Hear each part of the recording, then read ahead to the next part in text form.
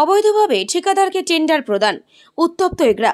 পূর্ব মেদিনীপুর জেলার এগরা পুরসভায় অবৈধ টেন্ডার করার অভিযোগ তুলল এক ঠিকাদার। আসন্ন লোকসভা নির্বাচনের আগে পৌরসভার অবৈধ টেন্ডার দেওয়াকে কেন্দ্র করে সরগরম এগরা। মালেক মল্লিক নামের এক ঠিকাদার পৌর প্রধানের বিরুদ্ধে এক ঠিকাদারের বেআইনিভাবে যানবাহন এন্ট্রি, পার্কিং, নাইট হল্ট সহ অন্যান্য বিষয়ে টেন্ডার পাইয়ে দিয়েছেন বলে অভিযোগ করেছে। এই বিষয়ে এগরার পুর প্রধান ও পুরসভার এক্সিকিউটিভ অফিসারের প্রতিক্রিয়া পাওয়া যায়নি। টেন্ডারের সঠিক পদ্ধতি না দেখাতে পারলে অভিযোগকারী ঠিকাদার মালেক মল্লিক হাইকোর্টে যাওয়ার হুঁশিয়ারি দিয়েছেন। টেন্ডার হলো, আমি এসেছিলাম পার্কিংয়ের টেন্ডারের জন্য। আমার 15 তারিখে একটা লোকাল পেপারে দিয়েছিল।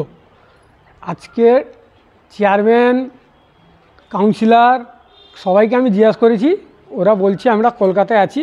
চেয়ারম্যান বললো কলকাতায়, ইঞ্জিনিয়ার বললো কলকাতায়, ওরা কেউ নেই, কলকাতায় আছে, টেন্ডার হবে না, আমাকে না বললো। তবেই আমি টেন্ডারের জন্য এসেছিলাম।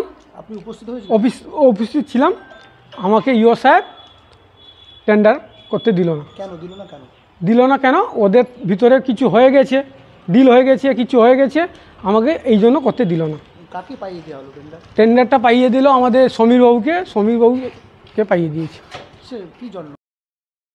ব্যুরো রিপোর্ট, এখন সংবাদ।